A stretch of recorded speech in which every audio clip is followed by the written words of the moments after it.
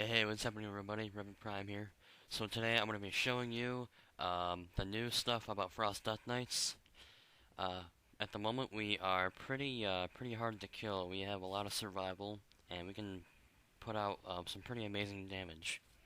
So as usual, we're going to start out with macros first. I have a lot of focus macros here.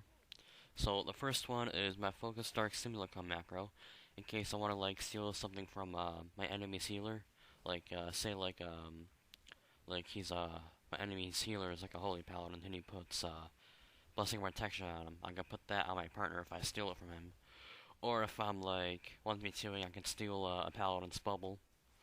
If I'm not facing the paladin, I can just put that on him, and he bubbles. Because of my dots get him, he'll probably just bubble up.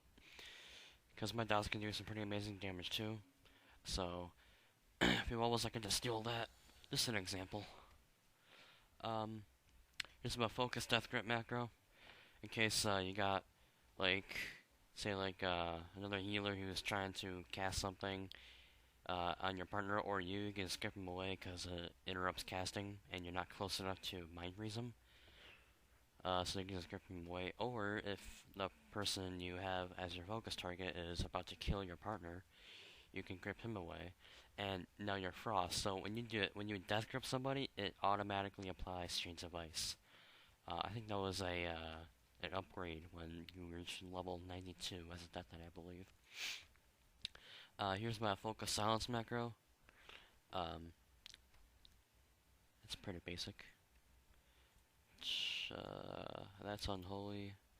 I don't need that because I'm not blood tap. My frost cooldown macro is a season color of frost. I'm Sledge 13. Uh, 13 is this slot right here is the top slot. This one is the bottom slot. The bottom slot's 14. So if you have like the activated trinket at the bottom, just use slash use 14. But mine's on the top, so I do 13. Um, the old-fashioned macro. I believe I had this last expansion. Slash cat blood presence and Icebound Fortitude. In case I'm taking damage a lot, or if I'm getting stunned or just focused, I'll just pop that if I don't want to take a lot of damage. Lichborn, that's a unholy macro. Unholy, unholy, unholy. My stun macro. So I can just move my mouse on somebody without even targeting them. I already have my bar, so I'll just X out of here. See, I have nothing targeted, but I can move my mouse on something, and it stuns them. Simple. So I can basically, it's pretty much useful in threes, because you can't have two focus targets, so you're gonna have like one focused, and you can just stun the other that's not focused. Just adds more control. That's about it. That's my unholy burst. I'm not really gonna be going on unholy today.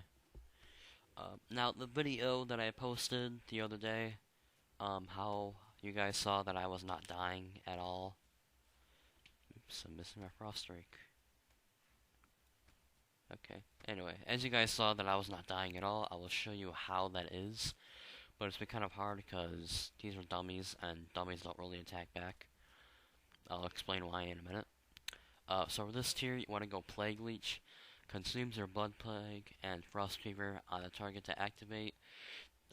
Two random fully depleted runes as Death Runes, and Death Runes count as either a Blood, Frost, or Unholy Rune.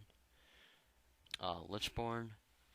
Now, I understand that it's kind of useless if you're Frost because you don't have the Death Coil to heal yourself, but it's still good if you're facing classes that can fear you or put you to sleep. And it also increases your leech by 10%, which is a new stat. And leech returns a portion of your damage and healing as healing to you. I haven't exactly tested that out with my Death Strike, because it works best if you use Death Strike from what I've experienced. Death Strike alone heals you for like 16,000. Now that plus 10%, I guess. No, I'm sorry. I think it'd be 16,000 minus 10%. Because it's only 10%, not 100%. I'm not sure. Whatever. Okay. You won't really use the anti-magic zone. That's been extremely nerfed.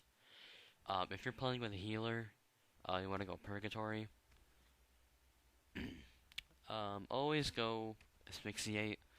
Or if you don't want a mage to blink away from you, you can just go Chill Blades. Victim of your Frost Weaver are chilled, reducing movement speed by 50%, and the victims of the chain device are immobilized for 3 seconds, so they won't be able to move. Now, if you go Chill Blades, you will be getting Strangulate, which is a silence. And Asphyxiate replaces the silence. So if you're going against like a mage, now mages can blink away from stun, so it's kind of a waste if you use the stun. But they can't blink away from silences because, you know, blink is magic, and Strangulate is like a magic silence spell. So basically keeps them at bay near you. Runic Corruption. When you spend Runic Power, you have a 1.50% chance per Runic Power spent to increase your rune regeneration rate by 100% for 3 seconds. And I'll see what's really amazing about that in a second. So obviously you're going to go Conversion for here. Converts Runic Power to health, restoring 2% of maximum health per 1 second. Lasts until cancelled, or Runic Power is exhausted. Now, what's amazing about this, when you're Frost and you're being targeted, you're being attacked, you don't want to use Frost Strike, because that will get rid of the Runic Power that is being used in your conversion. And conversion costs a lot more Runic Power now. It is 15 per second now.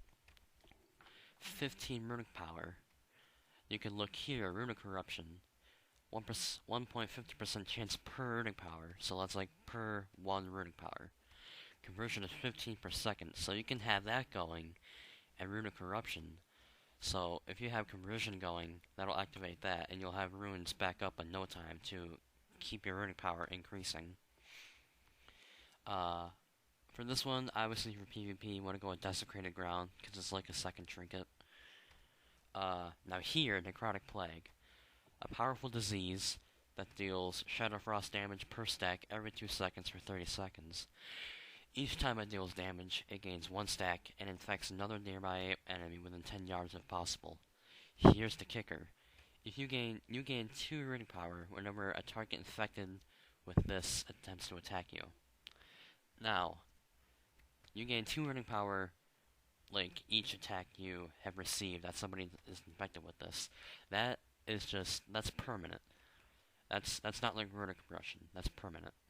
So you can have that, and you'll have Runic Power be gaining like no other, and still have Conversion up, and you'll just be invincible. And yeah, it cannot be refreshed, and it gains 1 stack. So I'm gonna show an example here on the dummies after I show you the glyphs. You want to go Chains of Ice. It also causes frost damage to your target, just to keep pressure up. Glyph of Icy Touch, it dispels a helpful magic effect from your enemy. What really pisses a lot of people off, especially shamans, which is a really nerfed class at the moment, for some reason that gets rid of Ghost Wolf form. It's amazing.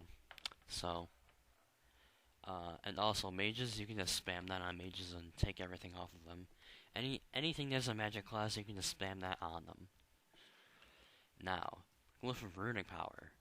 Whenever you are struck by a movement impairment effect, you will generate 3 Runic Power every 1 second for 5 seconds. Now, basically every class has an immobilizing effect, I think, besides priests, unless they use Mind Flay, which Shadow is really nerfed at the moment, so. Now you have Runic Power generating here, generation here. Okay, I'm sorry. Runic Power generation here, regeneration here for the runes, and then you're consuming Runic Power for one thing. The only thing you wanna don't use Conversion is if you're not being focused, so then you can use Frost Strike. So yeah. If you're not really willing to go Chains of Ice, then I would go Empowerment or Shifting Presences. Because Chains of Ice, if you go that, doesn't really do much damage. Yeah, it's only like 635. But it still adds pressure. I mean, you know, every point of damage counts. So I'm going to show you an example here. It's not really going to be a good example because it's not a player. It'd be better if it was a player. but I can just show you the damage. Let's do that. Alright. So basically, you don't really have a rotation. Basically, what you want to do is keep as many ruining power on you as possible. One thing I forgot to mention, if you are being focused, you always want to go Blood Presence. It's kind of obvious, but unless you want to be a tryhard, which, I don't know, most Death Knights are these days, you can just stay in Frost Presence, and you'll still be healing for a lot, but, you know, always better to go Blood Presence to more survivability. So yeah, there's not really a rotation for Frost. You just want to keep as much running power on you as much possible.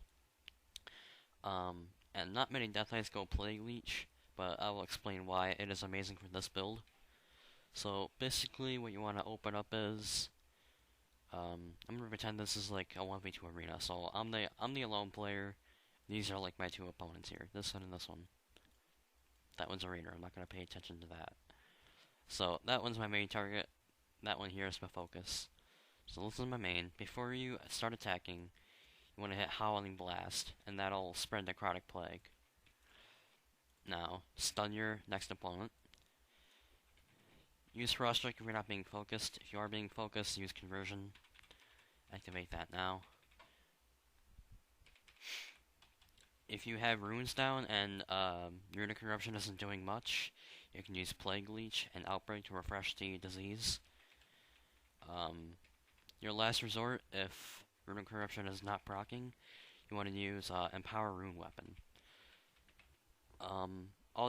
What you really especially want to use in Killing Machine procs is Obliterate, because that's your main point of damage.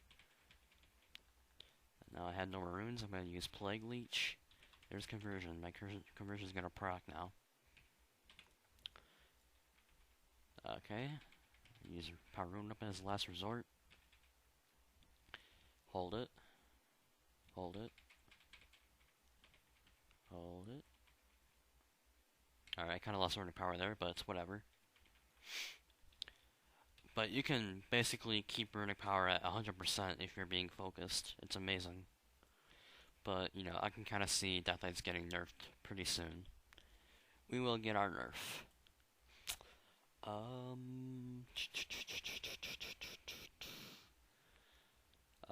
I don't know much of Unholy anymore. Unholy's kind of nerfed, in my opinion.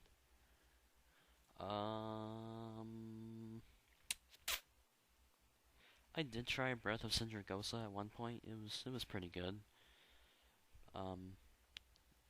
Basically, what it says here, it says deals reduced damage to secondary targets.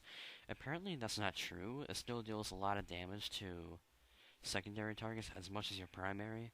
So I think they should fix that. Either just make it reduce damage to secondary, or just remove that thing out of the tooltip. But yeah, Breath is pretty good. Defile is basically for like Blood Death Knights. I wouldn't really go that. So the only viable things would be Breath of Sindragosa and Necrotic Plague. Obviously you want to go for the Immortality build, you can go with Necrotic Plague.